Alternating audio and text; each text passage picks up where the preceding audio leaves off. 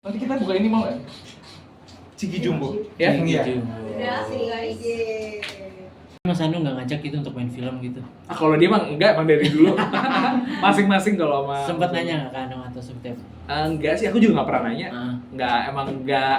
Karena memang aku besarnya kan bukan dari film ya. Aku besarnya dari TV ya, dari sinetron. Jadi memang kalau Mas Anu kan memang nggak main ke sinetron dia. Dia lebih banyak di film layar lebar. Tapi Jadi, sempat bantu Mas Anung juga buat jadi produser ya? betul, 2015 sempat bantuin Mas Anung bikin film. Tapi belum berhasil. Jadi akhirnya jualan baju aja lah. Kenapa akhirnya lu nyerah gitu? Karena memang susah banget beda dunianya tuh seperti apa?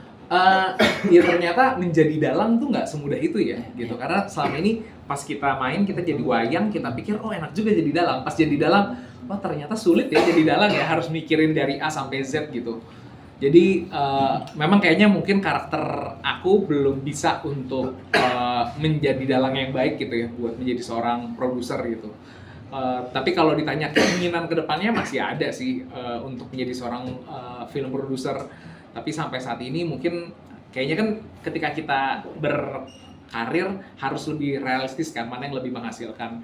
Alhamdulillah dengan bisnis yang aku kembangin sama keluarga juga udah bisa cukup menghidupi gitu, juga di sini ada berapa ratus karyawan kan yang terlibat, jadi aku pikir udahlah kita fokus sama ini aja. Berarti cuannya lebih cuan ke bisnis ya, Kak? Ya alhamdulillah begitulah. Kalau di entertainment memang bagus banget untuk membuka jalan ya, karena akhirnya jadi jangan begitu kalau nggak enak dilihat orang.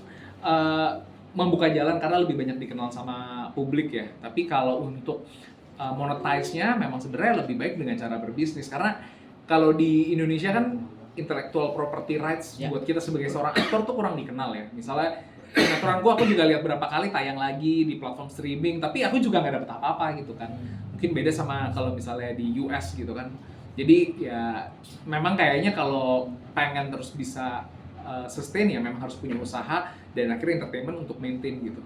Mungkin dulu aku juga keinget sih, jadi salah satu dulu yang menjadi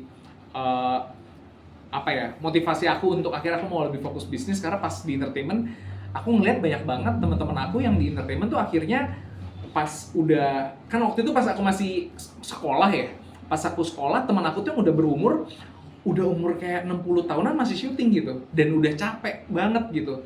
Terus selesai dia syuting aku dapet kabar dia sakit, pas sakit nggak ada yang ngebantu gitu. Aku jadi kayak, oh ternyata nggak digaranti juga ya dengan popularitas itu akhirnya kita aman masa depannya gitu. Jadi dari situ aku pikir kayaknya aku harus punya satu hal yang nggak bergantung gitu. Aku nggak mau juga pada akhirnya aku mencari belas kasihan orang gitu untuk kayak aku nanti aku sakit, aku gimana, aku nggak mau sih. Jadi aku pikir ya udahlah, mumpung masih muda, kalaupun aku pingin coba, masih punya banyak waktu gitu, aku coba aja gitu. Kalaupun nanti ternyata belum berhasil, kan masih punya kesempatan untuk di entertainment lagi, karena aku pikir bukan satu hal yang jauh banget gitu, ini kan juga masih industri kreatif yang aku jalanin.